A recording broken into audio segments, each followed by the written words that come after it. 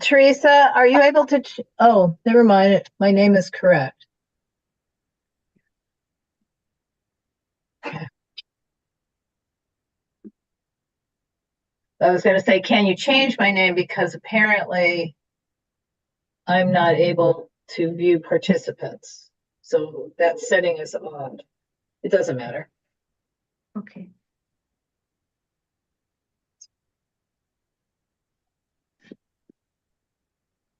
Hey there, Hunter. I love your Keith Haring poster. Oh, thank you.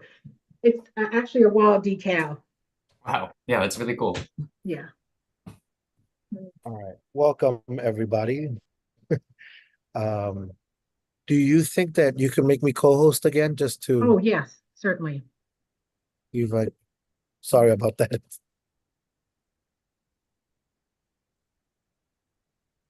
Okay.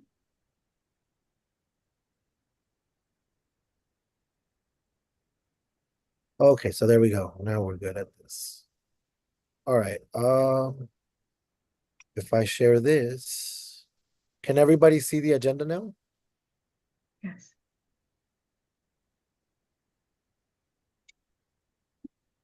Yes? We good? Yes, I can. Yes. Yes. Okay. Okay, and is it legible? Can you guys read it? Yeah. Yes. Okay. Cool. Did we want to give a couple of minutes? It's 7:02. Do we want to wait until 7:05? See if anybody else joins in? That's at your discretion as the chair of the committee. Okay. Well, let's do 7:05 while I update all of this stuff and should be fine.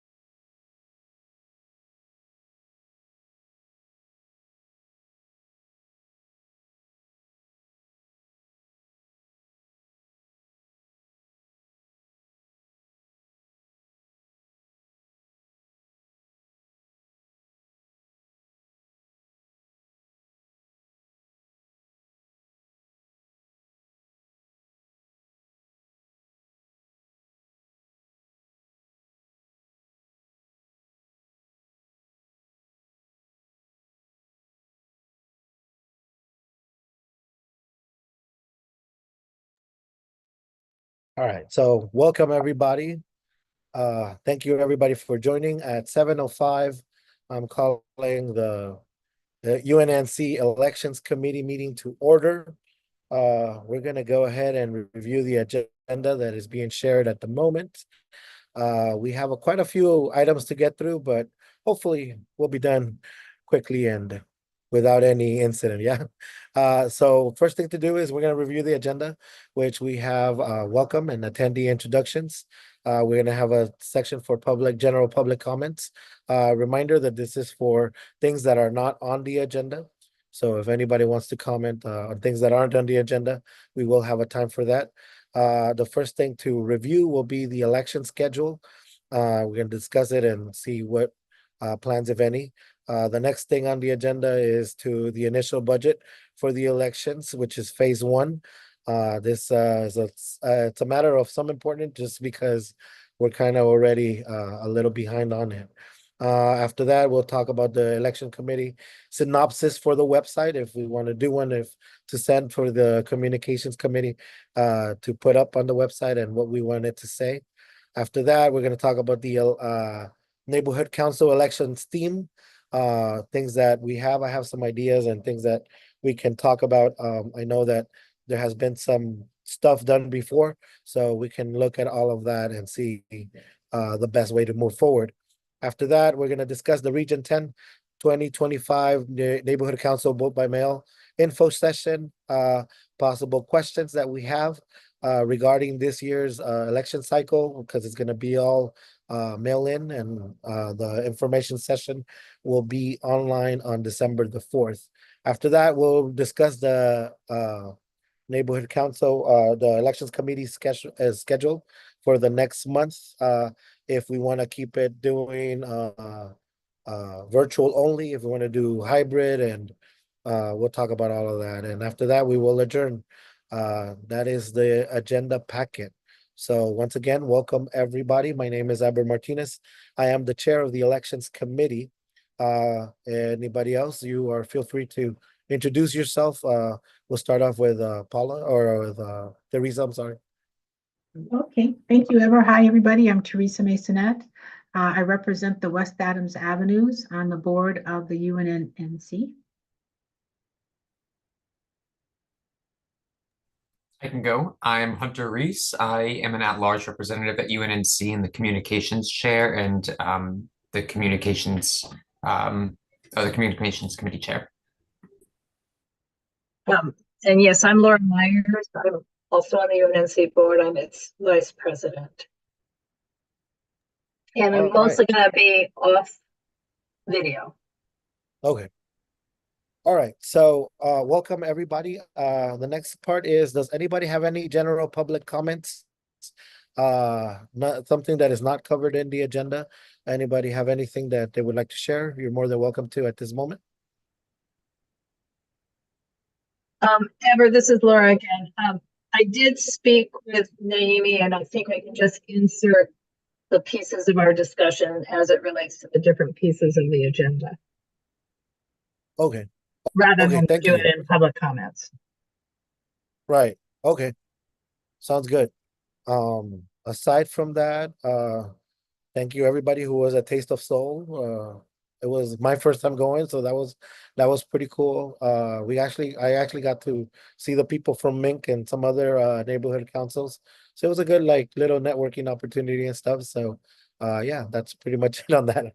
Anybody else? If not, we can move right along. I'll piggyback off of that a little bit. It was nice. I agree. Taste of Soul was great. I thank you, Heather, for doing the morning shift and grabbing stuff from Teresa. From there, luckily, Candace was able to jump on at noon or around like 11:30 noonish, and then I came in to relieve her around like 1:30ish. We gave out quite a few pamphlets. People were pretty excited, but we were next to Mid City Council, and they had like little giveaway things that I thought were really cute. This is a different conversation for a different day, obviously, but I think we had some learnings at Taste of Soul as well. Oh, and I do have the clipboard and everything. I have the bag, so I can give that back to you guys at earliest convenience, but we can offsite about that. All right, awesome.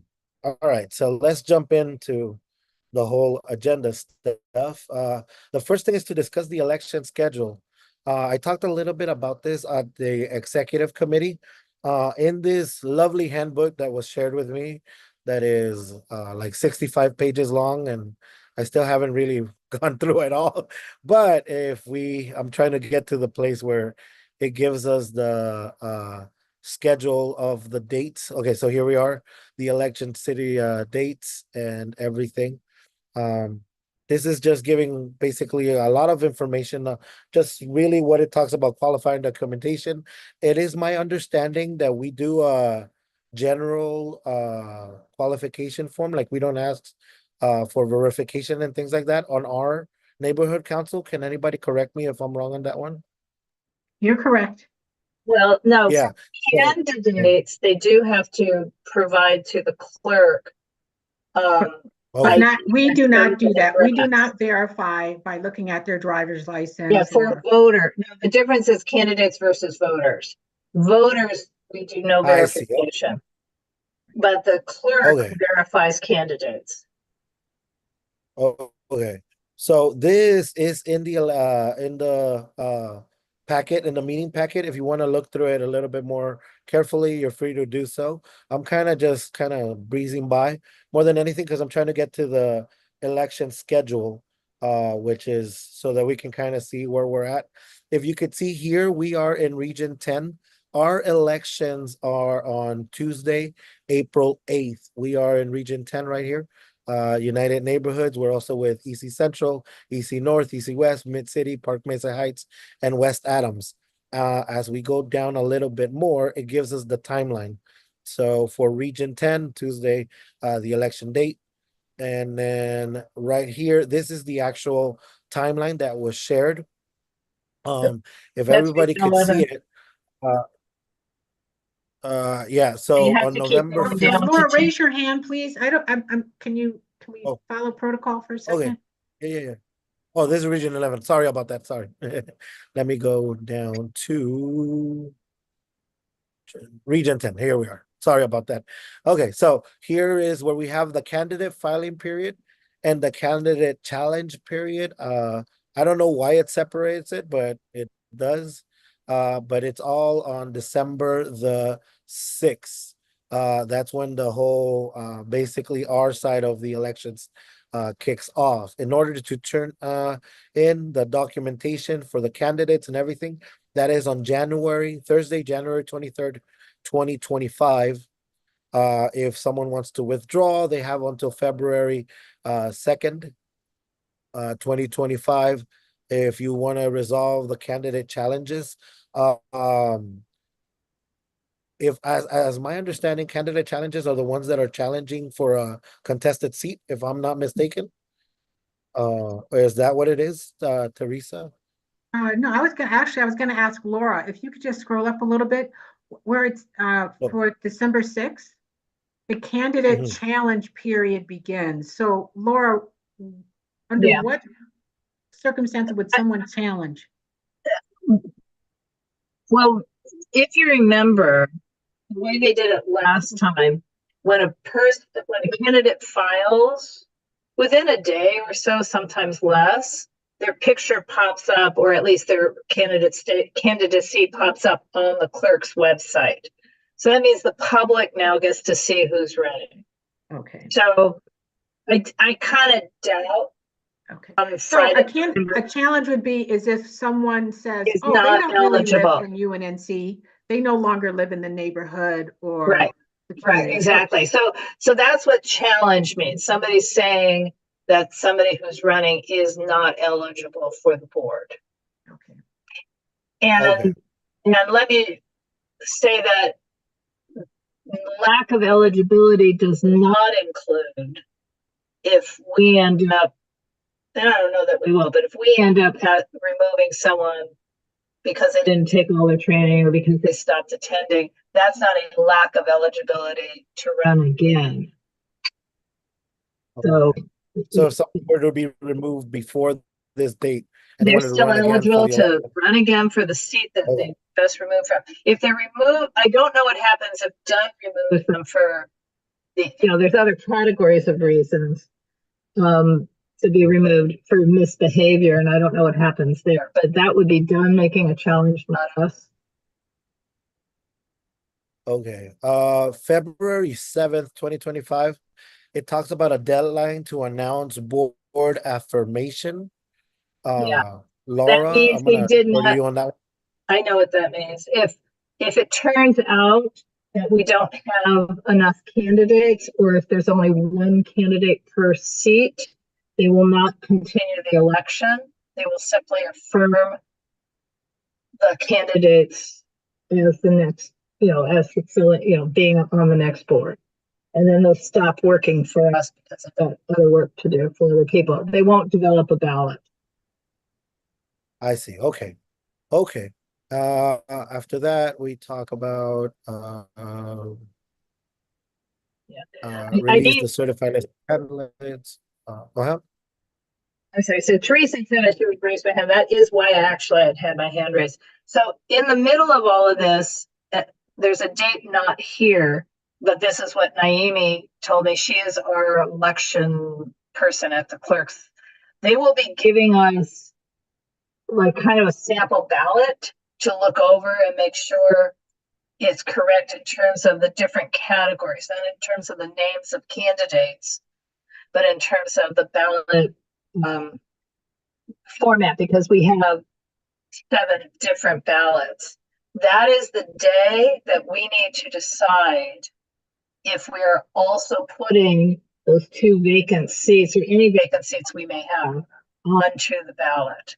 So if area 1, group A is still vacant, or area 4, group A is still vacant, we can opt to put it onto the ballot, but that's the day we have to do it. And after that, we would not be able to appoint anyone to the seat. So, you know, which was one of our questions, because we have 2 area rep vacancies from the last election, basically. I So, see. so she didn't tell me the date, but it's probably gonna be sometime in December that we will have to make that decision.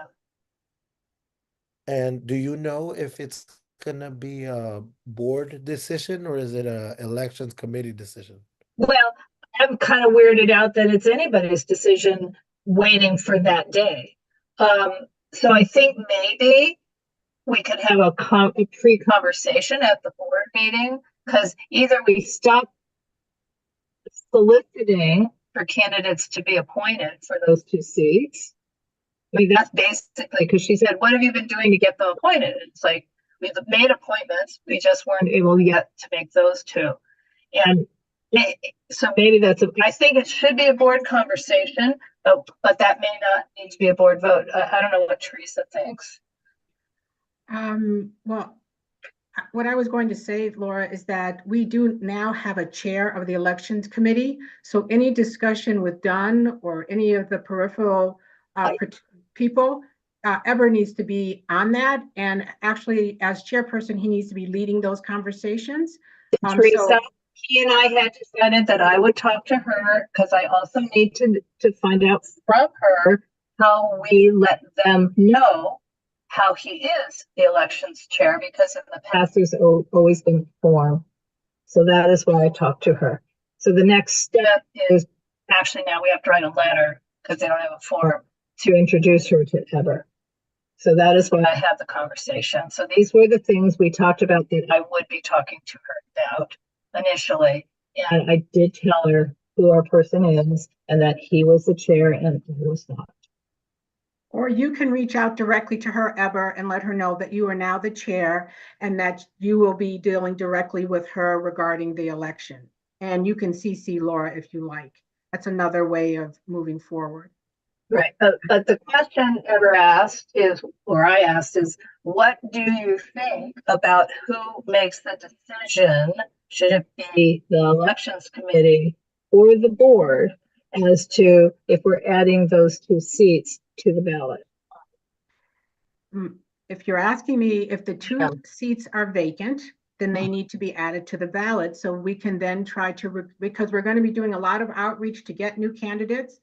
We're going to be, those 3 phases we talked about. The first one is to get candidates. So if we know right now that seat is vacant, we can do outreach, including those 2 seats, not just the ones we know where we're going to have people not running. That's my opinion on that. If that answers the question. Okay, so yeah, if we can get a date by when we need to have that decision, because then we could go either bring that up or put it in the agenda at this Well, Ever, November. what do you think? I think so. I think that would be a good thing to put it on the ballot, and that would stop the whole appointment stuff. If we have that resource, we can definitely do it and show transparency and, bring the efforts in. I have faith that we have enough candidates to, or we're gonna have enough candidates to to fill them all and stuff. And then again, if for some reason, once the whole, if we don't have enough and all that stuff, then it just goes back to the appointment setting, I guess. So I think that that's fine. Um, uh, but I mean, we can also bring that up to the board and see what they think, and definitely talk to them about that. But I don't know what the date is to actually say, hey, we need to put these chairs that are vacant, also put them on the ballot. So I think that also depends. Yeah. They, Yeah. they, Sorry, I'll wait. they won't actually physically prepare the ballots until after the candidate your filing period is closed and the challenges end. And then that's why they have a different date. Where is it? The deadline to withdraw being February 2nd. It's because after that is when they're really, really preparing the ballots. So we have time if you want to have this discussion at the board meeting in November. In which case, Okay. I think it should be a bullet point under your elections report, so we can actually show on the agenda that we'd be having that discussion for Okay. transparency. Yeah, I we could. think she didn't say, oh yeah, I'm sending it to you guys next week. Okay. She was very vague about when she would be doing that. Okay, but it's something that she's discussing, I guess, or she has Yeah. in mind. And Okay. yes, absolutely. As soon as the BAC is signed, it's a different discussion. We'll send that to her so that you have the direct contact with her. Get me out of the loop. We don't Okay. need a No worries. BA. Okay. Teresa, in the Yeah, past, we okay, I did. don't want to talk about it, Laura. You don't worry about it. We're behind on the BACs, so I'm just gonna let it go.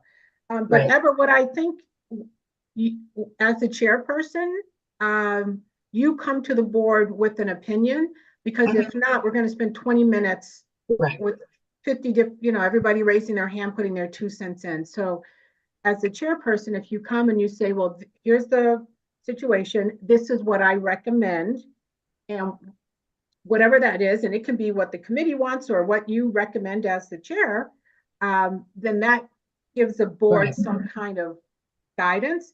Because if that agenda item says to discuss and approve, or whatever that language is, we're going to be there with 15 different hands up. Well, what about this? Well, why can't we do it like this? Can you explain this? So if you could give the board a little more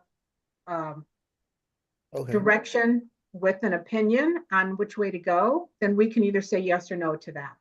Right. Well, and or this committee right now tonight can recommend. I mean, the item on the agenda can be election committee recommends that the vacant area rep seats 1 and 4, group A, I think it is, be added to the election ballot. I mean, it is group B except for election, right? Ever. If I'm not mistaken, I think it's a group B. it's whatever I'm not. If am I a group B? I think I think it's group A, if I'm not mistaken. Let me double check. You are correct. Group A, I just looked at the roster. Group A is up first. So the recommendation that we can make that becomes the agenda item is to add area reps 1, group B, and 4, group B to the NC elections ballot. But it still would require the board to discuss and approve. Okay. Okay, so I think that works. Hunter, do you have anything to add on that? Not necessarily. I guess I'm struggling to see the benefit of like making that decision of adding it now while we don't have candidates. But if that's something that we need to do sooner rather than later, then like, yeah, I think we better err on the side of safety and add it as opposed to not getting them added at all. Yeah, I would think it's just so that we have that phase one, getting the candidates so that we know how many candidates we actually need. I would just say that would be the thought process on it. And then, so that we have them already in mind and say, hey, you know what, we're also looking for these board seats, or, just so that we kind of have that. I think that's the thought process. But yeah, I mean, I think that works. Do we need to make a motion for this? or are we just I good putting kind of, that on the? I think I kind of did that to, move to recommend to the UNNC governing board that it vote to add area rep positions 1 and 4, group B, to the ballot for the NC elections. I second. All right, motion seconds, now we vote is the thing. All in favor, raise your hands. Yeah. Everybody good? Okay, motion passes, and so we will recommend to the governing board that those vacant seats in group B also be added to the election board. And To the just as an election. FYI, if somebody suddenly shows up and says, I want, can you appoint me? Remember, we added to the bylaws the ability to do temporary appointments. So we could, if somebody like just perfect shows up and is willing to hold the seat for 4 months, because it's on the ballot, it's going to have an election, we're allowed to do a temporary appointment anyway. Okay. It Yeah, doesn't, okay, so then we have that. So I think the bylaws do give us that leeway to also make those determinations, Oh. depending on it. Okay. Is everybody good on the dates? Can everybody see it? Is there any questions on the dates? Just kind of so that we have the election day. Once again, it is going to be Tuesday, April 8th, 2025. This is mainly by then, everybody's ballot should be turned in, basically. The vote should be turned in. And then you could see the recount challenge. It starts on April 9th. Unofficial results are going to be due April 15th.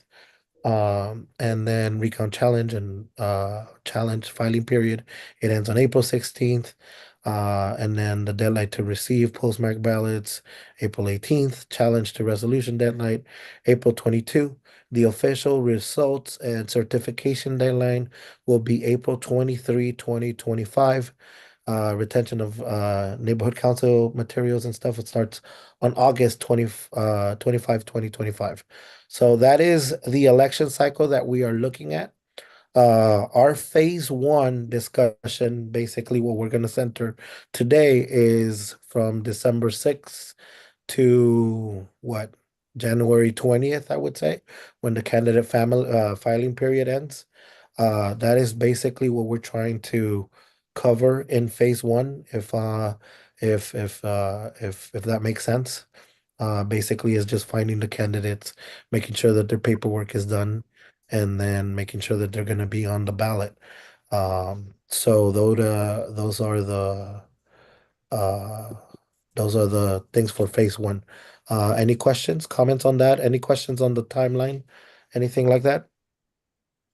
Not really a question, more so a request. Can you just please send me this, somebody, when you get the chance? I haven't seen this before, so I'd love to It's be in able the to. agenda packet.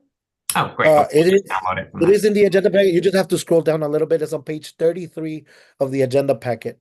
But yeah, you could see a little bit more. And actually, it's good to have it just in case for like social media posts, kind of so that we can kind of have those dates when we share the stuff. Okay. Mhm.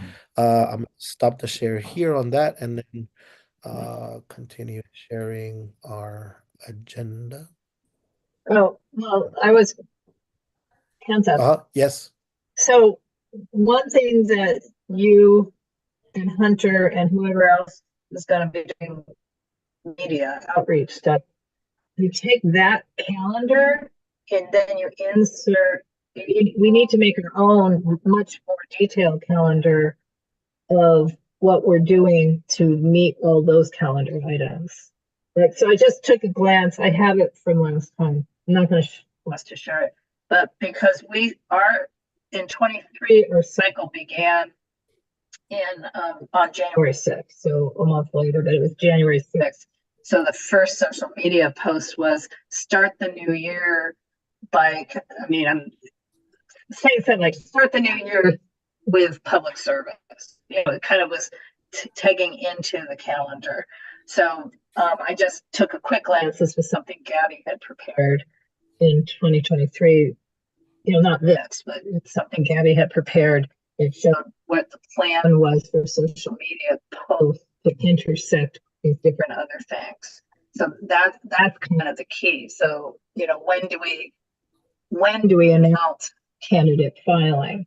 Do we wait till the day it starts? Or do we? No, I I'm mean, not asking for an answer. I mean, these are the questions you guys should be discussing.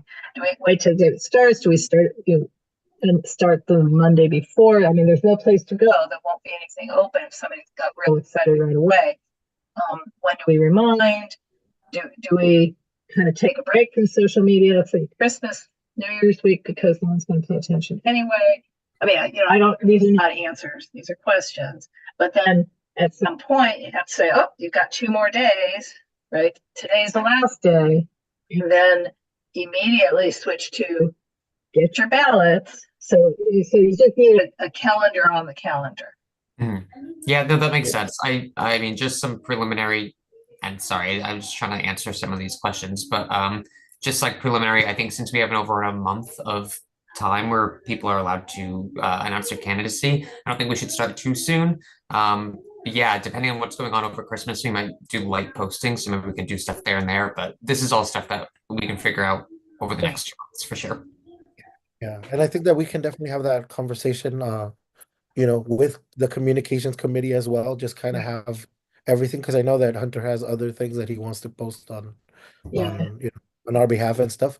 So, yeah, we could definitely. Well, and there's other community events as well in that time period. So, Everett, this is one of like 200 or 300 documents that's on the little flash drive I'm going to give you on Thursday. Okay, no, yeah, definitely. Thank you. Teresa? Thank you. What do you guys think about developing like a content calendar? So if we have that calendar and we know that on these days, we're going to, these are things that we could already create and just have in there ready to go, and they can just be posted if we have ideas or whatever kind of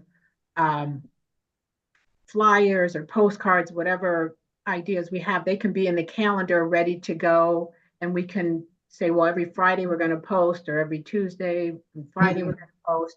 My other question is, while we're talking about it, do we want to come up with the weekend that we're going to have the candidate come out and meet a candidate, or each one bring one, so we can try to get candidates? Is that something we can discuss now? Is that something that we wanted? Yeah, I mean, is that something that we wanted to discuss? Like, is that an event that we want to do in December? Yeah. January? Okay, if you're gonna, let me just say, if UNNC is doing an event, we need to know that. Yeah, the committee today probably needs to decide what day that is. And let me just say that it requires a lot of nuance when dealing with the city clerk. So yeah, there are forms that have to be filed. There are like many details that have to be presented to the city clerk. And you were going to comment on that, Laura? Yeah, no, I'm looking at the January 2025 calendar. And Ever, I'm not looking at what's the last day to file for candidacy? The 20th. Monday the 20th. So there's 3 Saturdays in January. The 4th, that is be stupid. The 11th and the 18th. So the 18th is really late. So it's almost like we really need to, if we're going to do something where we're trying to bring people out to meet us, the us of us, and encourage them to sign up as candidates, would almost have to be the 11th. Saturday. Why not December 14th? That's a Tuesday. Oh, because there's too many other, we don't know, events that happen in December. I mean, and because how many days in advance do we need before we can schedule an event? Minimum of 30 to turn everything in, is that right? Or 60? The portal, no, I think it's 30, but it's 30 in the portal. Yeah, I'm just asking. Not my answer to you is I think December is hard, but that's a whole month that we've lost momentum. It opens up December 6th. So if we're trying to really get candidates, what are we doing to do that? We're just going to start doing social media posts? Oh, I don't know. I mean, that's not a bad idea. Do we know? Well, do we know when Winter Wonderland event is? Oh, yeah, at Benny Potter Park. No, well, I don't know. Do we know? I mean, is that no? Something because they never plan in advance. Okay. Yeah. I mean, December 4th, I mean, the 21st would be bad. It's too late. Yeah, So the 14th would be fine, but that would mean, frankly, um, well, it's also about where, because um, if we were to want to do it at the South Seas House, on the one hand, that's easier with the clerk because it's a city-owned facility.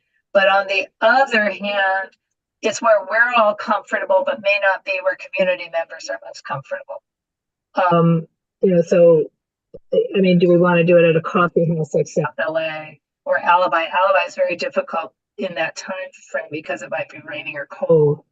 But if we do it at a private place, there's the insurance, the rent, all of that. So Hunter has his hand up.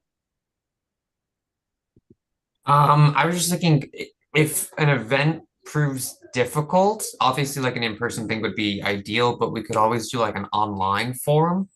Maybe we could set up something either live or we could just do a pre-recording where we ask all the candidates a certain question and answers. We post them on, our YouTube, our social media, so that way people can go back over the whole voting period and look and see people's. Yeah, that would be the candidates forum. We're talking about sort of a meet and greet, get to know UNNC and consider running and joining us on the board. I see. Okay. Right. So that'd be early. And then a candidates forum does work really well on Zoom, actually. but I like that idea about the Winter Wonderland, if I could just interject for a second. I mean, that is an event that we know where we're going to be, and we don't have to well, I was just saying we would be on the South Seas House that day because there's Winter Wonderland. Yeah. I don't know, Ever, what do you think? I think that if we have an event for Christmas, I think people would be inclined to come out just because they're looking to get something out of it. But if we already have the Winter Wonderland one, and we know that people come out to that already, do you know how many people show up? Oh, well, hundreds, but little kids. Yeah, their parents bring them, but maybe we can build it also. Come out to the Winter Wonderland and, I don't know. In the afternoon. Well, so I think the core question is, are we trying to do this for the people we already know who are comfortable at South Seas House? Or are we trying to find a venue that's more community, in the community, but then that's just harder to plan the event. Not impossible. It just requires. What about Jefferson Park Library? Well, we did one there last year and we didn't have much of a turnout. Remember? Yeah. We were up for debate if we wanted to do like a Christmas party at our governing board. What if we turned that into like a candidates forum and just all met like an hour before, stayed an hour afterwards, and kind of did it there, like two birds, one stone? But not a forum. When you say forum, or I'm sorry, like a meet the candidates rather. Or meet us. Come out and be a candidate. Mm-hmm. Yeah. Meet the people you'll serve with. Like I guess like at the time I was like, I don't know if it's worth like, spending the money on just having like a little Christmas party and for us, but if it were also to double as an event, as come to the meetings, see what they're like, meet the governing board. Do you want to be on the governing board? I feel like that would get more people out to our meetings, make them see what it's really like, and then we don't really have to worry about booking a place if we already have the apartments. But that just a suggestion. Well, we can do that. That is December the 5th. The actual, it doesn't open up until December the 6th, but it doesn't mean we can't start a day early. That sounds perfect to me. If you can meet everybody and see if you want to do this the day before it opens for the public, I think that's perfect timing. And so that would give us a month. And how do we go about getting people?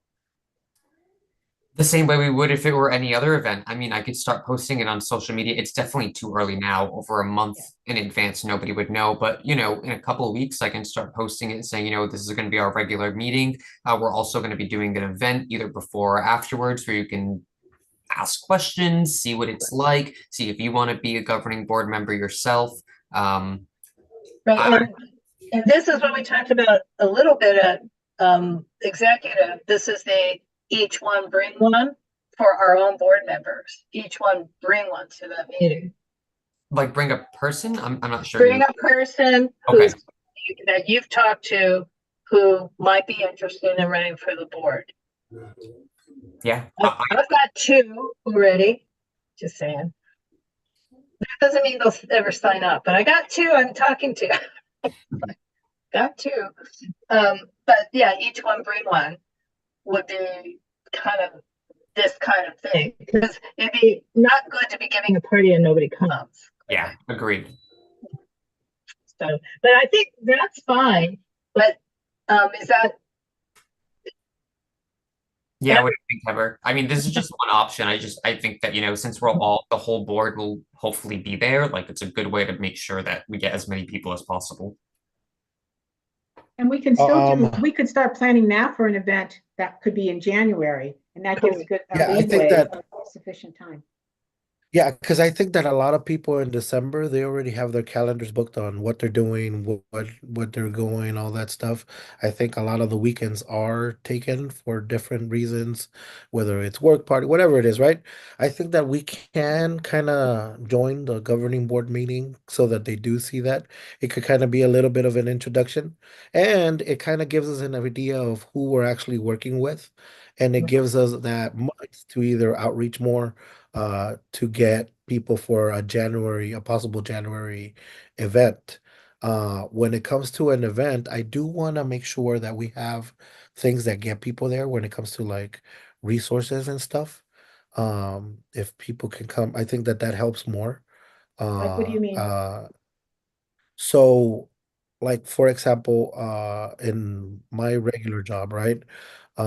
It's not just us tabling, it's like a group of people tabling, and they all bring free resources, whatever it is, to the event. And so there's like different organizations going on, Right. So, and it's a so little we bit. did a resource fair a few months ago in Jefferson Park. So you're saying to have another resource fair as part of an election outreach event? Yeah, so have Mm. them come out and be like, hey, look, this is what the governing board or this is what the neighborhood council can do for the neighborhood, basically. Would you like to be interested in having your voice heard for that type of thing? So that it's not just, hey, come join us. We can actually show them what we bring to the neighborhood or to the area. Um, I but are don't know you what you saying guys think about internal that. resources? Meaning like the Uh, planning and zoning committee has handouts or the homelessness liaison committee has handouts, or do you mean other entities slash agencies? Well, we can do, I mean, what do you, I mean, that's where I kind of defer to your guys's experience in all of this. Because I do know that organizations are willing to come out for outreach efforts, right? And are willing to sit at a table and do that if invited, and it just depends on the type of resources that we want to bring. I have people that are willing to come to an event that we put on or anything like that, and it's all free of charge because that's what they do neighborhood outreach Yeah, basically. but ever, as I mentioned, we just did, not that we can't do it again, but we had an extensive resource fair at Leslie Shaw Park. And I don't know, we had 30 or 40, I don't know, Hunter, how many people do you remember? At least, 20 or 30 different city entities there providing Yeah. information to the community. So, That was more like, and I'm sure if this is what you mean as well, but like the Department of Sanitation was there giving out barrels, the Department of like uh pet safety was there giving out yeah, information on animal pets and services wild was animals. there. So we had Yeah. a lot. So is that are you thinking about duplicating that? Or, Yes, that would be the It was thing of like having, successful. It did yeah. well. Because I think that they help us in spreading the word because they reach out to their people that are through their social media or whatever. Just be like, hey, this is just an event hosted by UNNC, but yeah. all of these resources fall under the umbrella. The idea is to like kind of get people out there, especially because after Christmas and all that stuff, there's not a lot of things giving away in January. So I think that we could take advantage of that.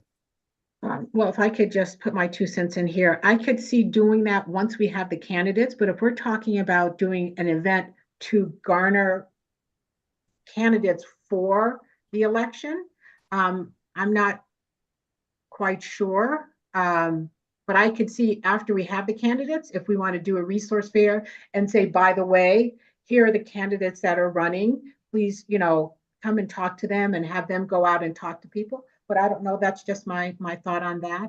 I will say that outreach effort took a lot of coordination for me and Dolores because we put that on, and Hunter did the social media on that. So it that is more of an outreach event, and it is time consuming and does require a larger team, I would say. But that's my 2 cents. Hunter, your hand. Yeah, I kind of agree. I think that a resource fair is definitely helpful and something that we should absolutely do again with the help of Dolores, who helped organize the first one. For candidates, what if we sort of like pivoted a little bit from resources and did like a get together of all the neighborhood associations that are under our jurisdiction, like the Harvard Heights Association and the Jefferson Park, because they're already part of some board, obviously, that cares about their neighborhood, but they could also be a part of this. And I feel like those are the prime people that we want to target. That'd be really good. Yeah, that's a That great would be idea. really, really I mean, good. I think that would work. That would work as well. Do we have the contact for all those people, or Well, Kind of. I've been trying to figure it out. I have some of them. I have Harvard Heights, I have Jefferson Park, I have like maybe one more, but well, Jefferson Park has kind of a list coalition of block clubs. Yeah, And they then have there's two Sandra. kind of. Yeah. I mean, there's a couple of, but there's no like one overarching, but that's fine. I mean, we could have multiple. yeah, I'm thinking like a mingling That's event, fine. so the people from, Harvard Heights can meet the people from the avenues and all Yeah. that stuff. Right, right. And I know who was running Arlington Heights. I can ask them if they're up for air and willing to jump back in. And Michael Soderstrom, there's a Harvard Heights board meeting happening tonight that Michael Soderstrom. Tonight, exactly. He's at it, and so's Kareem. Nice. Okay, cool. Yeah, and they're eating calori, by the way. I know. I would have gone too. It's Just down the by street, the but- way, said it sounded fun, but we're so here. is that something we want to do in January then? Well, that would be a Or good would we thing to need do it do. in December? Well, all of them are going to be involved with their own. Well, many. I want to know if we get to have Baby Yoda attend our meetings all the time. Yeah, I've been looking at that the whole time. Like, what is? I know Wait, Baby Yoda. Is that Baby Yoda? It is. I That's thought it what I was like call him a. too, Mark, Baby Yoda. That's not his name, but that's what I call him too, Baby Yoda. That's Um, Grogu. Okay, well, what I was thinking, I mean, I wasn't thinking about it in great detail, but we've had a couple of different things, ideas tossed out at here. So I'm going to go back to what you said, resources, and then when Hunter said board meeting, the party, and then I said, should we have the committee showcase?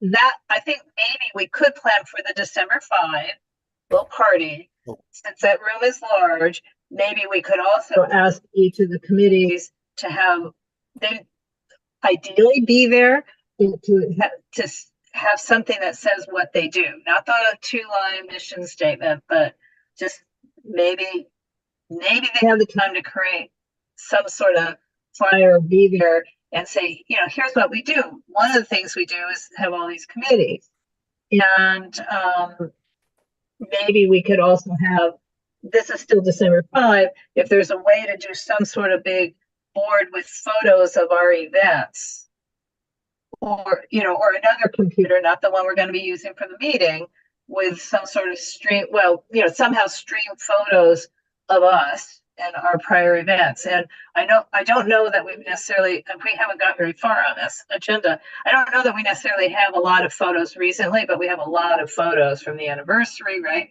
Teresa? From other, we just have a lot. So one could be showcasing what we do. And if you want to do something in January, and I'm back on the January 25 calendar, you could look at it, but that could be at a coffee house. But I'm concerned Alright. about Alibi, which is where Harvard Heights is meeting tonight, or Start LA. If we could meet inside Start LA, that'd be fine. But I worry once we hit January that we hit inclement weather. So we'd have to be inside and Okay, not outside. So that's why I thought maybe Cafe 5 or South LA Cafe, both on Jefferson Boulevard, whichever would agree to do it. But all of those things are not simple, they're hard, because we have to make sure that that they're insured, that they have to be insured. We have to, the easy part is us buying one day insurance. That's really easy. We have an agent. We have it, can be done. But even with us getting insurance, the venue has to show that they have insurance as well. okay, And then however we get the food, if it's not from the specific venue, maybe if the food is from yet a different place, so there's complications, and we have to submit all of it 30 days before something. So, Oh, for so example, let's it's not to impossible, kind of, not impossible at all, but we'd have to have passed a Yeah. budget and get all the ducks in order. But we've done enough events to know Yeah. what the budget is what I'm trying to say. Okay, so yeah, so in order to so we could get to the budget and all of that. Let's Mhm. just for this meeting, let's agree to do December 5 as our little showcase and stuff. And then we'll meet again in November to kind of discuss all of those details. Does that work for everybody? And then once we get to like our Well, that will December, only, if you're gonna do a big budgeting, that'll only work if you meet again before executive. Because some of this might Okay. involve the funding, it should go through executive before it Yeah, I goes to think that should be okay. I think the one in November, we just have, or the one in December, we just have to tell everybody at the governing board in November that we're gonna be doing it in December. Maybe buy just a little bit more food and hit our budget, Yeah, but the nothing crazy December like one's that. easy. December one's easy. Okay, so then we'll do that, and then that buys us a little bit more time to actually really think about what we're doing in January when it comes to venue and all of that stuff and insurance, like Laura said, and everything else. Okay, so Yeah. we're good with that. Do we need to make a motion or anything like that? Recommend to the government anything? No, right? No, we're just gonna tell them at the next meeting that we're gonna do this in December, right? Okay. Okay. So for the Cool. December, That'd be cool. for the Well, we're gonna December meet again meeting, before then, so we'll have a more formal statement and be Yeah. able to provide a more formal. correct. Okay. But in terms of buying food for the event, they've That's what I changed the was- rules, thank goodness. And just so long as it's less than $10 per person, it's still food for the meeting. Okay, was that a email that came out? I didn't see it. Yeah, and it's in the, yes, they revised the funding, whatever that document is. Okay. We won, Teresa, we won, that's the thing. Yeah. Well, We got our, You fought that, Laura, so fought yeah. that battle, and it seems to be that we can now buy healthy food, whatever that means, but just keep it under $10 a person. Okay. Interesting. Okay, so yeah, we will do that for December. That works fine. So let's move on to this, which is the big one, I think, of our agenda today, which is the initial budget for the elections phase one. As I discussed with the schedule, our phase one is going to end until the January when the candidate filing period ends.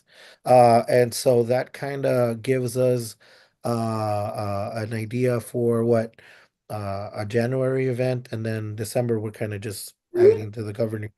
So basically that. Uh, uh Based on your guys' experience, you have been here before a little bit. What are we talking about in terms of amount and basically the scope of that phase one? Well, I think it comes down to what a lot, in addition to social media, MailChimp, e-blast, direct to e-blast. So in addition to direct and then social media, what methods will you be wanting to do to solicit candidates? We've done a number of different kinds of printed materials or printed things to try and solicit candidates in the past. One would be, and we discussed some of this at executive. One would be, we call them two postcards, but they're not mailers. Two-sided postcards that we print and then go around to different local businesses, primarily eateries, but places where people might see them and take them with them. So, join the board, be a candidate, something like that. We've also in the past done, I think they're probably about 12 by 20 posters. I mean, something that's reasonably printed that doesn't have to go off for special printing, to put into windows at businesses. I don't know if it's successful. These are just the things we have done. We have done, what do they call when you stick the pole in the ground? I mean, the candidate, we see Grace, you and Heather Height all over the place. Yard signs. Yard signs. We've done yard signs, and ever I can bring you, they're not clean, they're very dusty, but I can bring you one or two yard signs that are still on my front porch from 2021. I don't know that they were effective. And it was hard to get people to put them out. So those are all those printed materials, obviously, then cost money. So you have to decide what you want to print, if anything, and then we get a bid from Print Depot as to cost. How many, what's it cost? Do you want a banner? And if yes, where would it be hanging? I see. Okay. So I think that for sure we would need the postcards, the double-sided postcards. I think that for sure we would definitely need that. Uh that is a thing. For the banner, does the South Seas House let us hang it out? They might let us put it on the fence. You mean the fencing that's around there? Mhm. We could do that. I mean, I can ask her if we can do that. Is that what you're talking about? Yeah, if we want to do a banner, I think that because there's a lot of traffic because of Arlington and the freeway and all that stuff. So I think that would be a good place to kind of put that banner. If not there, what about the Gramercy Apartments? And if they would be willing to do something with that on the window or something like that. I don't know about Gramercy, but let me just go back to the South Seas House. You're talking about on the Arlington side, and it would have something like UNNC join the board or become a candidate, or would have some kind of tagline on that. Is that what It you're would be doing? part of, yeah, it would be part of like our theme, I guess, which is what we would discuss now again. It would probably be that, maybe a little QR code, where someone, if they see it or something, they could just either it would link them to our site or to their actual what is it, the city clerk, where they could file their information. And how would, just regarding the QR code, if you're driving, you're not thinking that people are going to do it while they're driving, right? This would be people No, who I are would say walking. like mostly the people that walk by. I know that there's a lot of foot traffic in the area. Um, yeah, but I mean, these are just the thoughts. I think that those are the two main things that we can Well, are do. you talking about a banner that's small-ish? Um, Because they're not that expensive. It's not like we have to find, we could do 3, for example. It just, depends on where we want them, but also because remember, Spanish, Korean, I mean, it starts getting difficult when you start adding the things we're expected to do, which is to reach out yeah, to so lots of different people. if we do them what, like, I want to say what, 3 feet each? That way it covers along the fence in each language. Well, I don't know if we want to do multiple language, multiple banners, or if there's, I mean, I'm saying I don't know because I don't know, or if there's very short, for taking people to websites with the Korean and the Spanish. But again, If they're driving by, they're not gonna get them. If they're walking by, they might. So when I said more than one banner, I meant, is there more than one location that one may have more foot traffic, one may have more car traffic? Yeah, Dolores had mentioned to me in the past that either they had tried or they're going to do a UNNC banner on Gramercy on the Gramercy apartment, so they might be willing to allow us to hang up a banner there again. Dolores said that? Or no, I'm sorry, it was not Dolores, it was Chris Carlson. Laura? I have. Normally, I it's don't- just Laura and I have been the only people talking to Gramercy, but I don't know, maybe I missed something. Yeah, I don't know. I'm trying to remember if when they arrived, if the Rediscover people had a banner for a while. And where did they, if they did, where did they have Well, it? they would have had it on the part they rented, probably. And also, are we talking about a banner that's out, in that case, with Gramercy, a banner that's outside or a banner that's becomes like a window covering from the inside, just paste it inside, but you see it from the outside because it's on a window. So, I mean, these are things to That's a good explore. question. Ever, what were you thinking about that? I would think that it would be something that we paste from the inside, just so that it's kind of, because I know that like rain and stuff like that is coming, so I wouldn't want it to get Right. especially on that side.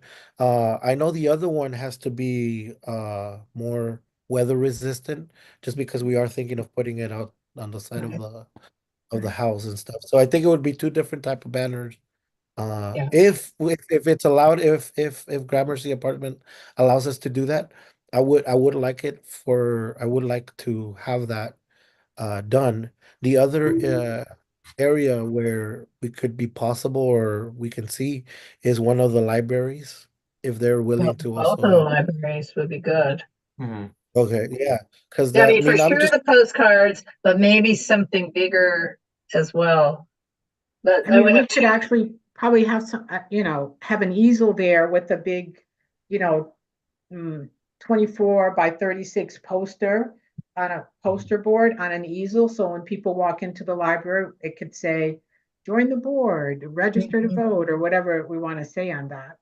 you know. Something. I think that they would both allow an easel Okay, with so that. I think that just broad strokes, we do need for at least 3 to 4 banners, and then we need for postcards. Um, and then when I say banners, I would say different types, window banners and whether I guess banners would be the wording right now. So I want to say what, 4? If we let's just say two types of banners each, 2 weather resistant ones and 2 that we can hand out in the window as a conservative effort. And then postcards. I don't know the number on that. What do we say? 1,000? Less than a Well, 1,000? I can tell you, I'm looking at it now. We printed for phase one in 2023, we printed 500 postcards. Okay. And the difficulty with finding places to put 500 postcards. Also, or I should say, we identified a lot of places, but the difficulty was getting help from other people to help us get them distributed in a timely manner. Could we do a walking campaign where everybody, gets a few hundred and then they just walk, like I walk the avenues and put them in the, on the front door of the people in my community? I mean, I don't know. I'm just throwing out. Yeah, but then we need but to do that, we should do 1,000. That's a lot. I don't know if that's even an option. I'm saying, yeah, how about that? But do I really want to walk and do it? Maybe, I mean, I would do it, I guess. I'm open to anything. But I don't even know if that's something that's a viable solution to promoting getting candidates, just to be honest. Do we think that it's effective to, or at least maybe do 500 for phase one? And then once we actually want to get people to vote, we can actually go Right. 1,000 and do all of that walking and everything. And we focus our efforts right now where there's foot traffic, which is eateries, libraries, different businesses and stuff and kind of just have those conversations with them and be like, hey, can we set up a couple of the postcards here? And you just make sure that they're available for your patrons and stuff like that. What do you guys think about that? Yeah. Like that. We don't need 500 candidates, so it's like, I mean, it does make sense sort of do like half and half and more so of a get out the vote campaign than it is to get all the candidates that we can. All right, so So you how would, many And do you recommend then, Hunter? I recommend what Heber just said, maybe doing like 500 for phase Oh, one okay. of get out of sort of like, do you want to be a candidate? And then another Oh, okay. 500 No, for I phase two. misunderstood. I thought you said we don't need 500, but okay. I mean, we don't, but I think we don't need 1,000, but 500 might be enough to get us a couple candidates. right. And in looking at the budget from 2 years ago, they were 50 cents a piece, but I have no clue if it's, 60 cents a piece, still 50 or $1. I mean, I just don't know. Okay. But easily found out before our board meeting. okay.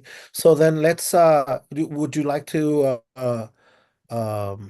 take charge of that, of finding out Well, and Ever, what I'm gonna do is I will send an email with you copied on it, introducing you to Print Depot. So I see. because in the end, I'll pay, but it would be good for you to get to know Esteban yourself. And because this will be the first, but not the last For time. sure. You'll And need to he's go very there. nice. Yeah. The other issue we're gonna have is artwork, so we're gonna have to have artwork. Yeah. Oh, yeah, that's down the line on the Okay. elections team and stuff so that we can kind of discuss Yeah. all of it. But yeah, so are we talking by the governing board meeting we should have a number then for Oh, those absolutely. things. We're gonna need No, to have an actual funding request. yeah, that there's a is process available. ever. So what I'm gonna recommend is that you talk to Esteban. He'll give you some numbers, and then this group can meet again, or you go to Executive? yeah, but you won't have a chance to go to executive before the governing board Okay. meeting in November. Oh, So, but maybe this group can meet again before then, so we can all be on the same page, and then Right. go to the November 7th board with your phase one budget. Okay, so then let's do that. Okay, then we can put that on for item 9 then with the next Yeah. meeting Yeah. and probably do that within like a week or so that we can have that. Well, we only Okay. have a week, so yeah. Yeah, so there you go. So yeah, Print Deep was the one on Washington, right? Yep, Washington and 6th. Yeah. Okay, so yeah, I mean I could definitely stop by and just introduce Oh, yeah, myself. and he's really nice. It's Okay. Esteban, very nice. Okay, so then we'll do that then. Okay, so the next thing is on the agenda is the committee synopsis for the website, the elections committee synopsis. Hunter has been diligently working on the website and updating and everything, and I think that it would be great if we can have something that when people go and look at the elections chair, that says, hey, this is what our goal is, this is what our thing is, and I'm gonna try and put it here. Oh, oh, As you're pulling this up, Pepper, I'll just say that I haven't asked for this for anybody else yet. I was going to bring it up at our next governing board meeting and have everybody else write theirs by December. So if you don't have anything yet, like really no rush, just Yeah, let me know. no, so I just wanted to bring it up because I know that we had mentioned that this is not an ad hoc committee, first of all, right? Yeah. Yeah, so that was one of the things. And then did we want to add anything other than this, or does this seem fine? Like, just what do we Um, think? I Well, What do you- this is more than distributing outreach material. What do you have anything ever that you were you able to write a few sentences that you want to share with us?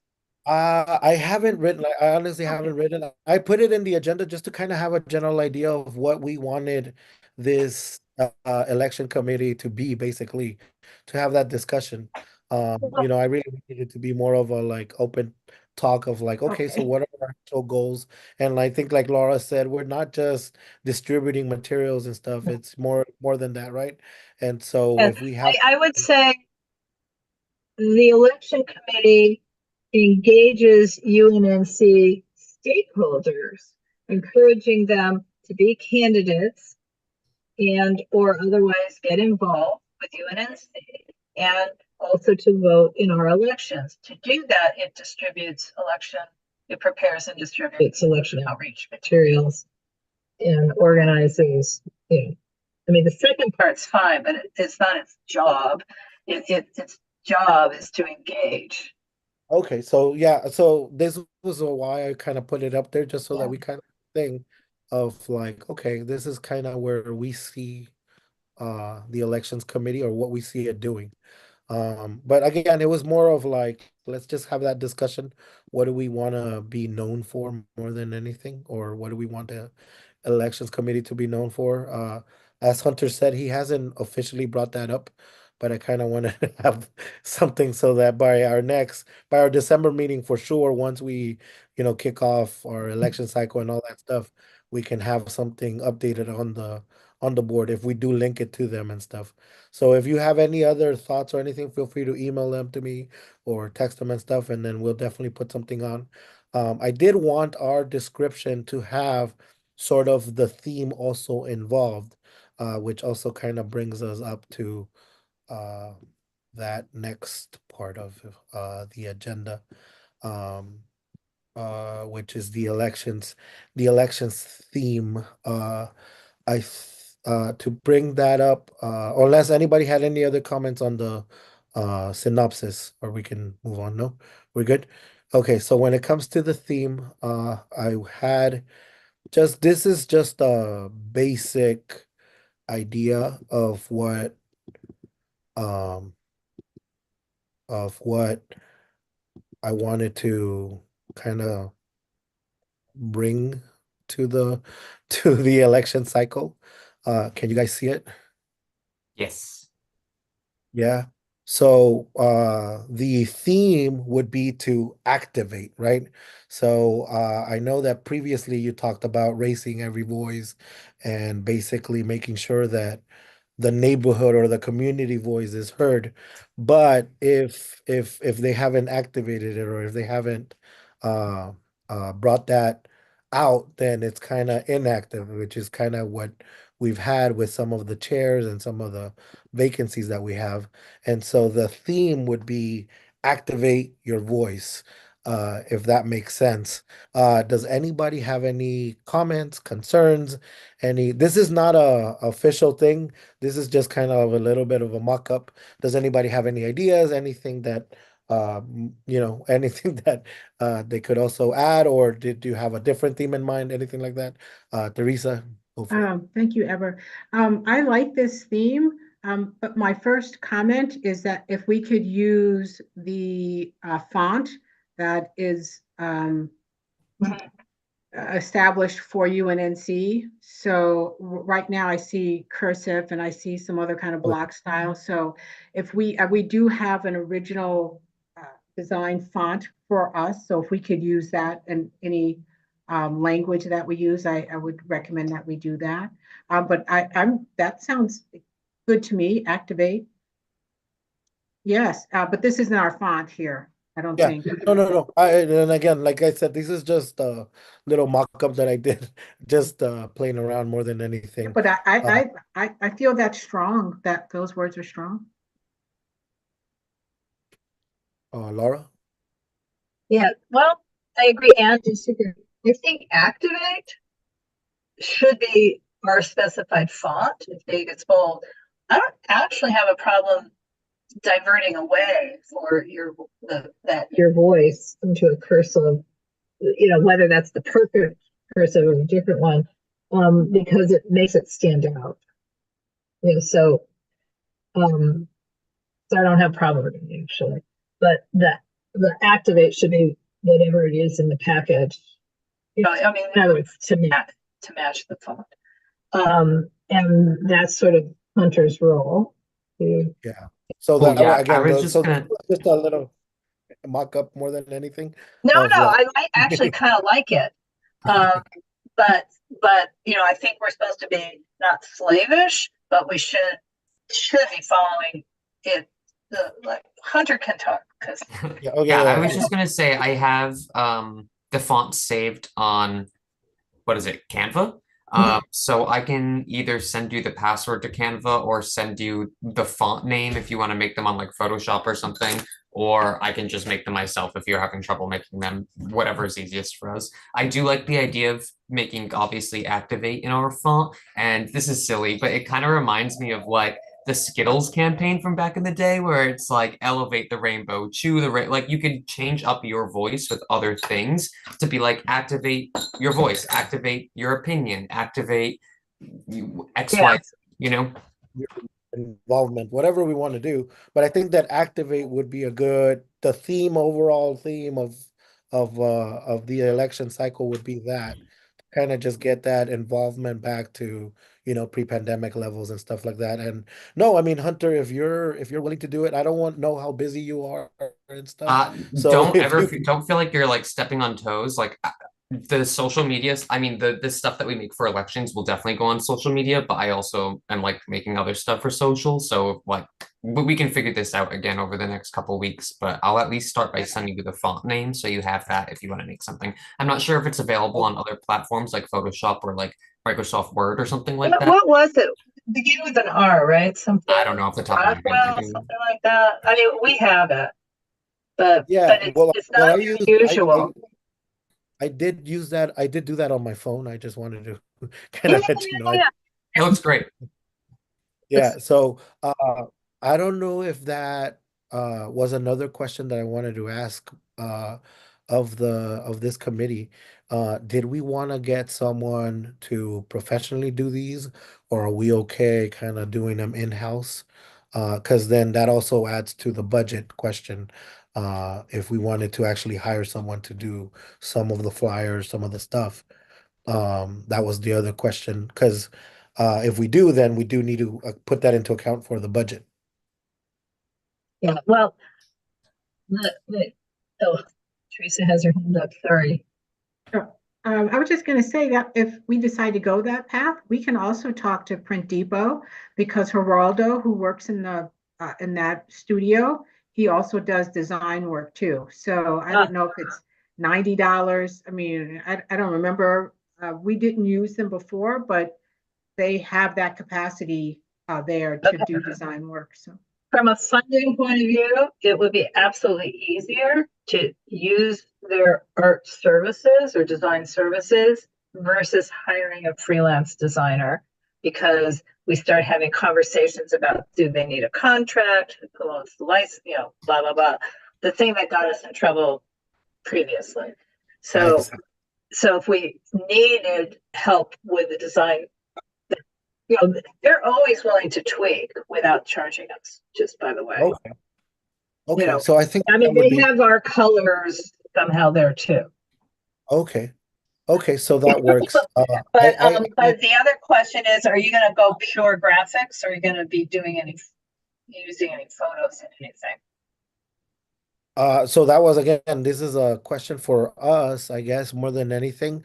Do we want it to be more minimalistic, kind of like how we had it, where it's just a one color tone type of thing? Or do we actually want to use some of the pictures? I know, Hunter, you've been taking some of like the neighborhood area and stuff like that and use that. What do you think? Do you think that we should use someone, or are you comfortable designing our stuff? Because I know that this is kind of your wheelhouse when it comes to like advertising and stuff. Yeah, my initial thought is that we definitely should not spend more than we have to on a designer. If Print Depot will do it for a cool $90 and make some adjustments, that sounds fantastic. And I think we should definitely take them up on that. We can send them, pretty basic Photoshop documents or whatever they might need, and they can make tweaks here or there. Because like I said, I can make graphics like that or like the one that you showed, but once it gets to be like too complicated, that's where I begin to struggle. So I would say, yeah, let's hold off on hiring a freelancer and maybe just stick to the resources that we know that we can get for relatively cheap. Okay.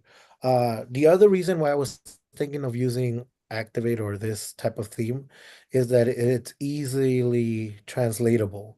I know we had a little bit of a discussion earlier with Laura, and we did talk about it in executive about the multi-language or our inclusive language that we want to use for our Spanish speaking people and Korean speaking people. So I think that activate kind of translates easily to Spanish. I don't know about Korean. Do we have someone that can help us with Korean? Are there any other languages in the area that we want to consider, or are those just the main three? They're the main three.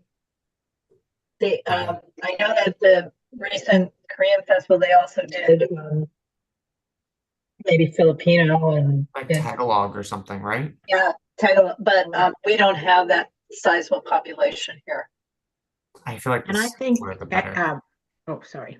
I think Grace can tell you how to pronounce and spell activate in Korean. Yeah. So you And your can other ask her. resource might be Yona, actually. Who, Laura?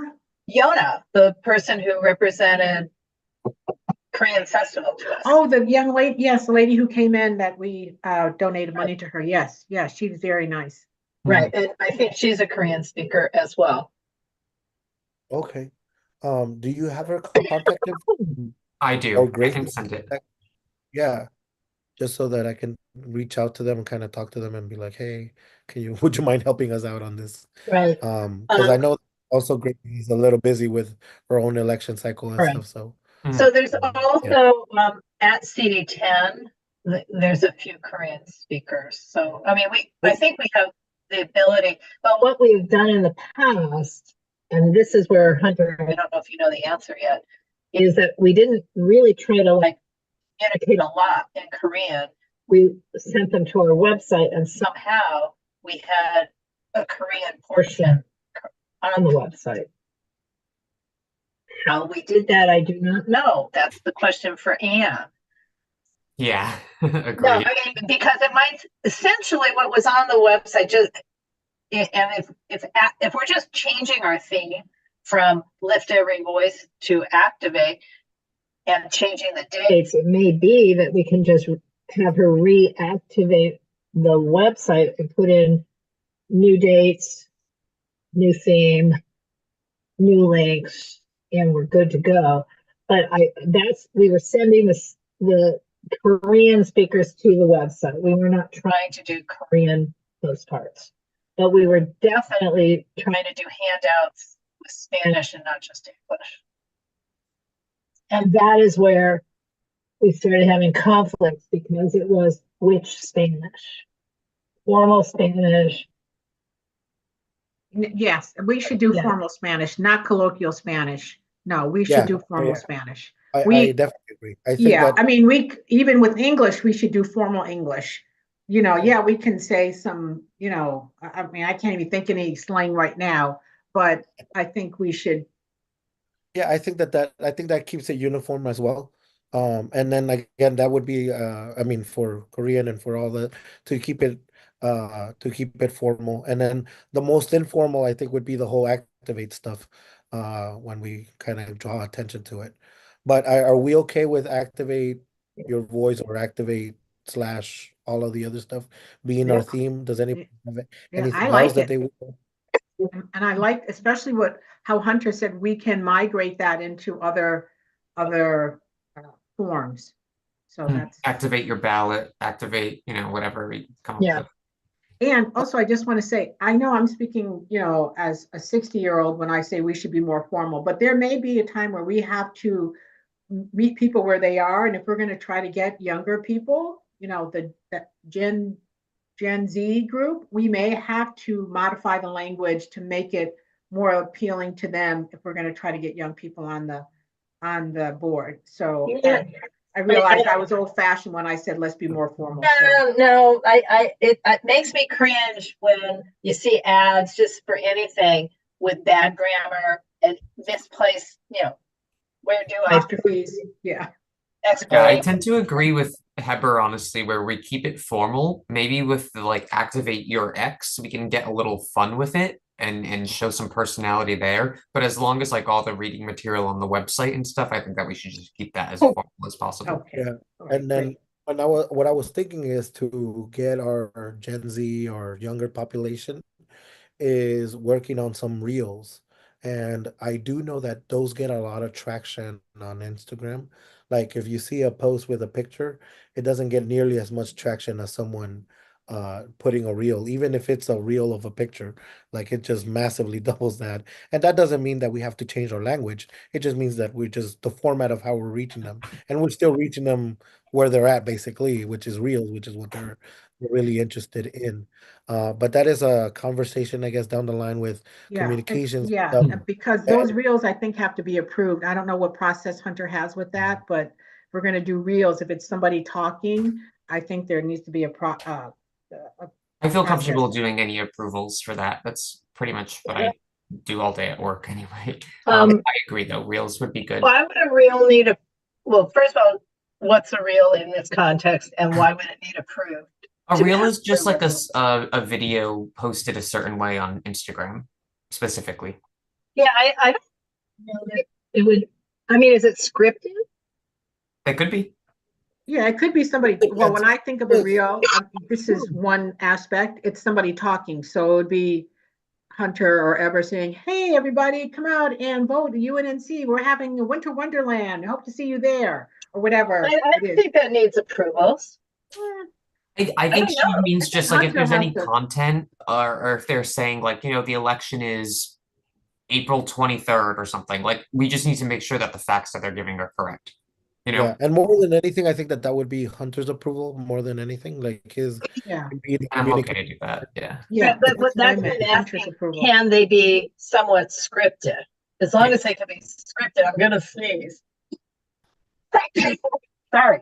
As long as they can be scripted, I don't see Well, that we the have to fact go anywhere that else. Hunter is the person who does our social media, he's Yeah. gonna be the one to upload it, so he'll be given the approval. I don't know, I'm trying to set up some safeguards here that we don't have, Yeah, you know. I agree. No, I agree with you, but I think as long as it's scripted by Hunter and Ever, I mean, in other words, whoever's talking, they need, when I say scripted, please don't have them read from a script.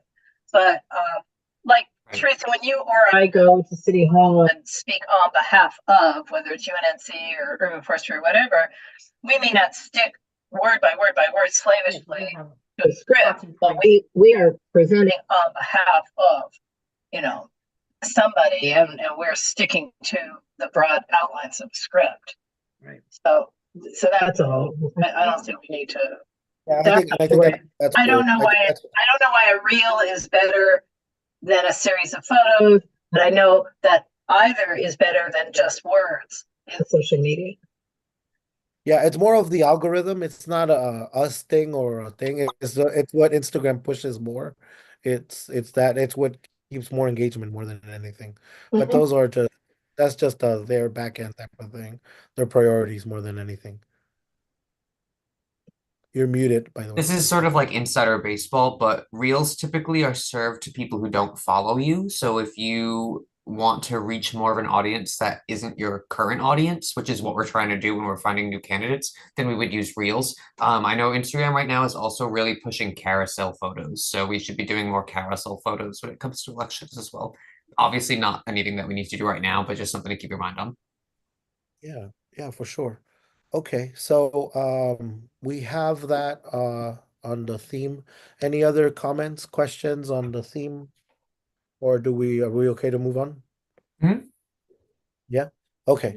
So now next question or the next item on the agenda is our Region 10 2025 Neighborhood Council vote by mail info session. That is going to be on December 4th, 2024. For us, that is our session to do it. It's going to be via Zoom. It's on a Wednesday. The reason I put it on the agenda is what type of questions should we look to have answered at that thing, and then or that you want me to ask at that info session, if any, or what are we looking to get out of that vote by mail info session? Well, just so discussion. you know, Ever, it's open to everybody. So, Yeah, yeah, yeah. you know, we can discuss the questions, but we can also ask our own individual questions too. If, you know, Yeah, we for don't, sure. No, no. yeah. Um, Okay, so yeah, everybody's invited. I mean, yeah, that's the other question too. Like, did you guys want to also join in and stuff? And then it may end up that you might need to join in just because I don't come. I'm gonna have a trip and I'll be back until on December 3rd. So I'm planning to be there, but just you never know with traveling and stuff. So yeah, but aside from Well, that, Heather, this is the other thing they told me today, which was this is mostly they're going to be talking to people who want to be candidates about how to be candidates.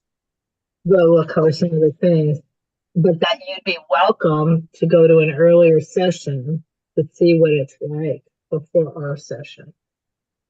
But yeah, so I don't know. I mean, I don't know what this session is, but she's saying you're welcome to attend an early session to as a yeah, they're preview all posted on their website. They have the list of all their sessions on the Done website. on the And this is done the website. first one, or is this the last one? No, I They're think doing it by in order of the regions and their elections. So the first one would be whatever the first region is that's having an election. but I don't, So well, my sooner feeling it'll is be that sooner. they're not gonna say, well, you can't come to this because you're in Correct. Region 10. They're not, that's not how they Hmm. roll, so.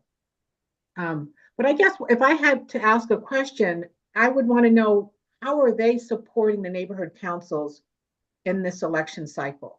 I mean, what are they, I know when Lizzie did it, that they gave us things to hand out to people. I mean, I feel like they were involved in helping us be successful, and we weren't successful, but there was some effort to support us in our campaign. So I think that would be my question. Laura, do you remember? Well, see, I'm trying to figure out who's presenting this session. Is it the clerk or is it because I think that it's the clerk.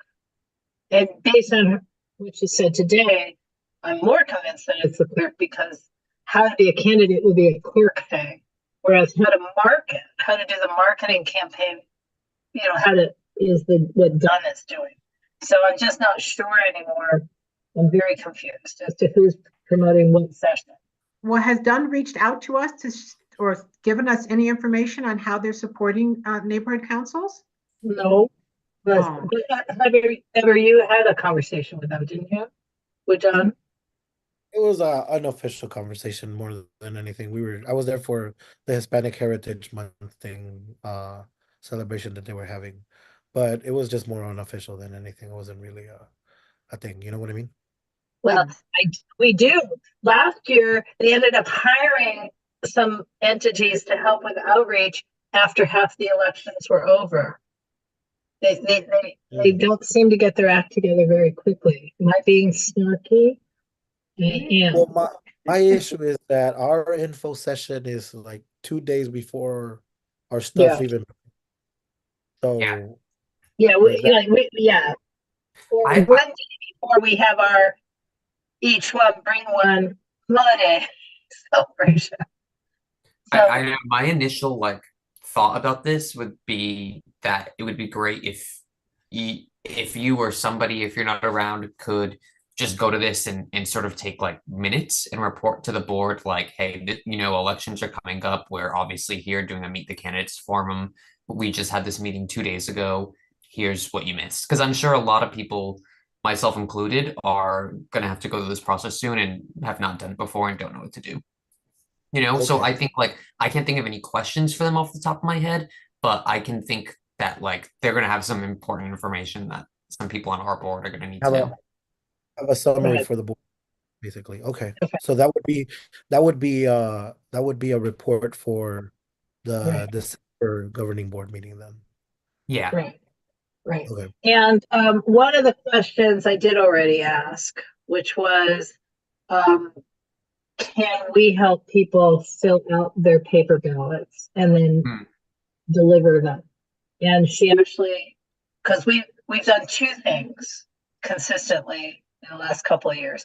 One is we take not the ballot, I mean the request for a ballot, Mhm. not the app. We cannot help people fill out their ballots. The request for the ballot, we've put the quote paper one, but it's a PDF on our website. So people can download it, print it, fill it out, and mail it in, and they don't have to use the Angelino account and apply online. And two is that we've had a session where we invite people, and that's what we did at the Jefferson Library last time. If you need help filling out your paper ballot, we're here to, not your ballot, paper application for a ballot. We're here to help you, and we will deliver those requests, those applications to the city clerk. So in 2021, we managed to do 25 or 30, and that we deliver to the city clerk applications for ballots. And I don't know how many we did this last time. And the answer is yes, we can do that again, because our ballot application does include a box where a person can check it off and give someone else permission to send it in for them. So, so I've already asked that one question, but that's an FYI, which I should have mentioned a little earlier. That's the phase two of the whole thing, but that's probably something that should soon, sooner rather than later end up on the website as well. Okay. Just because it's sometimes really hard to even for some people to get an Angelino account and figure out that whole process online to request ballots, especially they have to know which region, if they're only at large, all of that. It's very, because we have 7 different ballots. Do you think that once, like for example, once Hunter gets like the iPad or tablet, that he could help do that through the tablet? Probably not, because that's kind of people have to create an Angelino account that's personal to them, and then from there they can apply to get a ballot. Okay. I mean, or at least that's how they've done it in the past. It's just complicated. It's complicated for people who are not really computer savvy. That's why we've helped people. I see. Anyway, we're allowed to do it. So, Okay. but Teresa? if we do an in-person session, you're allowed to do it, but Hunter couldn't help. I can't help if we're running. I mean, that's just too close. We can't help somebody, can't get that close and personal if we're actually also running for office. Okay. Teresa? Thanks, Ever. I'm trying to understand what you just said, Laura.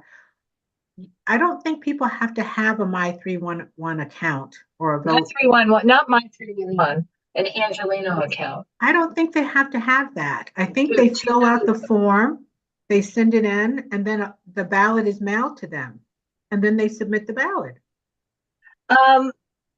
I think they're not doing it that way anymore. I think they make everybody get an Angelino account because people were having trouble. All I can say is we were trying to solve a problem that actually existed. Okay, because when during the pandemic, that is not what happened. Mhm. I printed off the actual application and reminded everybody, you have to complete this. Here's the envelope. It has a stamp on it. Yeah, and they please mailed mail it in. Right, they didn't submit it through the portal. No, they mailed them. I mean, look, I have all seniors. I mean, the avenues. Yeah, no, that's what I'm saying. Right, you were doing what we can do. Okay. Right. The hard part is if a person is trying to do all of it through the portal. I think that was what was hard. And they were also, the clerk was also messing up a little and not getting the correct ballots to the correct people. Okay, so how do you guys recommend? Well, I guess we can ask this question on the 4th, but do we want to try to help people sign up and get an account? Well, if it's still an Angelino account requirement, that would be the question. Oh, okay. We don't even know if it's a requirement. Okay. Because it could be, But we be just, that as it may, we do like to have people be able to download the application from our website. And then we can decide if we want to have a session. And that would be best done at a library at South Seas House sometime in February or March. So that it's not an event to be in a public facility. Okay. Okay. Teresa, you had your hand up? You good? Okay. All right. So then we have that for the December 4th. Like Teresa mentioned, everybody's welcome to join if you have your own questions and stuff. And then I guess, we can also see a previous one, Region 9 or whatever happens before, and see how they do all of that. Like, there's nothing really stopping us. But okay, so we'll have that. Hopefully we get some answers on all of these things. The last thing on our agenda today is the neighborhood council elections committee meeting schedule. I do know that we need to meet basically within a week to kind of go over the final numbers for the budget once I meet with Print Depot and get all of that information. But the larger question is, how does this committee want to meet in the future? Do we want to keep meeting just by Zoom only, or do we want to do a hybrid thing? And also the dates, because I know that there is some conflict when it comes to in person and all that stuff. I leave the floor open now. Does anybody have any comments, any which way, whichever helps? I'm Team Zoom. Honestly, I just feel like it makes it easier for everybody to get here. And as we get a little bit closer, hopefully there'll be some more board involvement if it's through Zoom. But that's just me. I will give you your deadline for having a proposed budget. The total amount is absolutely not past 10 a.m. November 4. Meaning if you're going to ask for 1,200 or 1,500 or whatever the number is for the initial budget, that number has to be on the agenda. And then the line by line item budget has to be, within a day, in advance of the 7th. So that would mean we'd have to meet before then in a very crowded week. Mhm. So the question would be, since it's Zoom, I mean, did you want to do like Sunday the 3rd? I mean, we don't have to be on weeknights. I mean, obviously, I'm not doing it Halloween. What's wrong with Tuesday the 29th, next week? Nothing wrong. I mean, I'm just saying we're moving fast. Nothing's wrong with Tuesday the 29th. Today is the 22nd. And it's a Brown Act thing, so we also need the 3 days. Yeah. And I don't know how long it's going to take Esteban to get you the estimate. Yeah. Yeah. I mean, no, Tuesday the 29th would be fine. I'm just saying, not the 30th, not the 31st, and I have a personal reason why I don't want to do it first. What is the 31st? The Halloween. 31st is Halloween. Oh, Halloween. No, I can't do Halloween, and I can't do the night before Halloween because we're going to be desperately decorating. Okay. Just saying. The 29th, I feel like makes sense. I would rather that over a Sunday. A Saturday? What about Saturday the 2nd? I'm just throwing it out. I don't know. I would also prefer the 29th just because, yeah, my weekends are a little hectic with other business and stuff, especially in the evenings. I'm okay. I'm okay. Okay, so are we good with the 29th to and get that budget stuff figured out? I think that's enough time. If I stop by tomorrow and talk with him, I think we have enough time to kind of get all of that squared away. Yeah, and I think as long as you do it by Thursday, we'll have plenty of time. Yeah. Okay. So then we could do that. Laura or Teresa. No, it won't be by Thursday, Hunter, because we have to get the agenda to Laura by Friday, Laura. When Correct. Do we have to get, yeah. So we don't need. Yeah, we don't. For this committee, we don't need to have the dollars on the agenda. It can be just the same agenda item as we have for this one. But because we're not voting on the dollars, we're discussing the dollars to make a recommendation it does have to have the final dollars. Cool. Okay, that makes Okay, sense. okay, so that makes, okay, that makes it easier. Okay, Which so is not then, to say we should be gathering the information. yeah. But do you need, you said you need it by the 25th, you would need the agenda? Absolutely. Okay, Is So by that the the latest, Laura, by 5 o'clock Yeah, it on the has to be 25th? Friday the 25th. Can I ask a question that might keep us here for a Oh, few no, wait a minute. minutes? Sorry. No. Saturday morning, the 26th. the 26th. Okay, well, I am gonna be out of state the 25th, but I'll come back the 27th, so I'll try to have it by the 25th, basically, is Right, what I'm saying. but is what we're going to be discussing basically the agenda item we already have on this budget? I mean, on this agenda? I mean, is this It's just, basically the reason we're meeting on that day is for the budget? Hmm. yeah. You could just give her the agenda tomorrow. I mean, she just, I mean, yeah. if that's it, I can just make the damn agenda. Okay, And it'll then, just say the same thing that it said this time, just discussion of the budget. Right, Yeah. just not all those other items. okay, Yeah. okay, then that works. Um, yeah, okay, so then, yeah, that works. So, did you have another comment you said, Hunter? Yeah, so I'm looking at an MER from May 2023.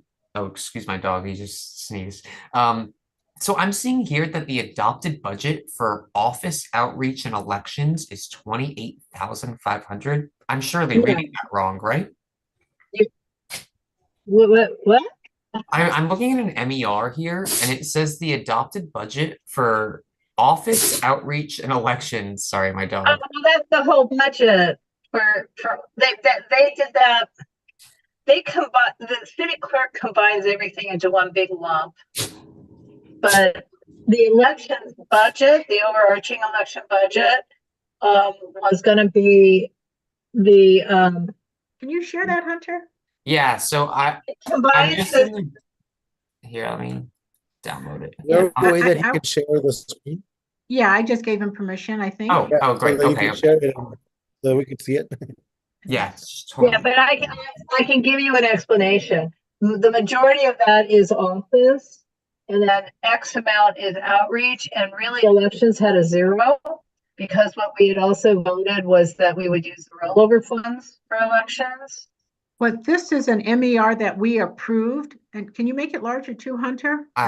Yeah, I can't really see it, but do you see it here? Do you guys Yeah, see I this? see it. Okay, where it says But office. elections was a zero at that point. Actual, in other words, the way the budgeting works from the city clerk is that they lump a bunch of things together. But office is, the office portion of the budget there was something like 22,000, but it's I see. everything, including the website, is office. It's not outreach. And then outreach was the rest of it, and there was zero for elections because that's the last year's budget. That's not the current year budget. Right. But to the extent that the same pattern came forward, what we had decided was that we were going to use our rollover funds. the And rollover also, funds this is from for May, elections. so it's the accumulation for the Right. entire year. So that's Right. because I was wondering why it was so high too. Right. Right. The end of the fiscal But year that is June 30th. 574.88 on elections, that's not elections. I don't know what that is, but what it is not elections. We didn't spend a dime on elections in the fiscal year 2023, 2024.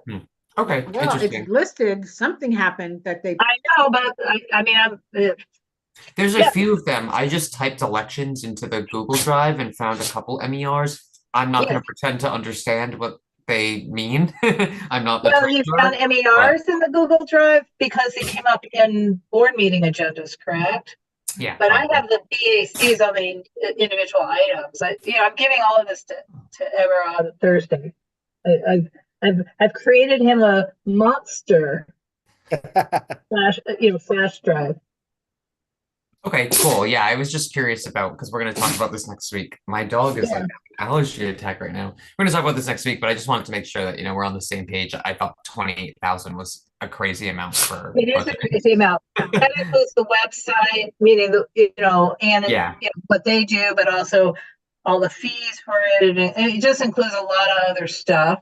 And that they put into office, but it's really more like outreach, but it's administered. So the trick on how we do budgets is everything that's called office, the administrative, does not need to be approved month by month as line items. That's pre-approved. I And see. then everything else, including any spending on outreach or any spending on elections or MPGs, all of those have to be approved specifically by, by the board in a vote with a BAC. Okay, so to kind of just put a button on the whole thing, we're good for next Tuesday, Zoom only. Yeah. And then we're good to moving forward, also just do Zoom only. Yes. Yeah, that sounds good. Okay, so at the next meeting, if Paula would be so kind to also add just to the future dates. Do we have a specific date in mind that we always want to meet, or is it always going to fluctuate? Okay, why do you keep saying Paula? Or I mean, Laura, I'm sorry. I have nothing in mind. It's only if it's in, well, this is what I have in mind. We're not conflicting with other committees. And if you're going to Okay. meet in person, I need to know that, you know, Yeah, if I we're feel meeting, like it's I have- less about the date and more about like the like third Tuesday of the month or something like that. well, it won't be a third Tuesday because that's Executive. executive. Is that not today? Oh, I'm sorry, it's the fourth Tuesday Yeah. of the month. Well, yeah, this was an anomaly because we needed to hurry up and have a meeting. But I thought we had talked about, well, this would be crazy too, to do it the second Tuesday. But if we're going to meet on the 29th, then it'll be 2 weeks later. But the second Tuesday. So the second Tuesday of every month going forward would be our line. Right. Well, at least for the next 3 months, 3 or 4 months, as we get through the election cycle. Would Okay. Oh, no, when is your meeting? When is communications? That's on a the Thursday. second Third Thursday. Thursday. Well, I was gonna ask if it makes sense to combine them for the next few months because Oh, I'll have okay. stuff to talk about, but not that much for the next couple months. And since this isn't going to be a standing meeting forever, I feel like it would be okay with me to combine them for a couple months.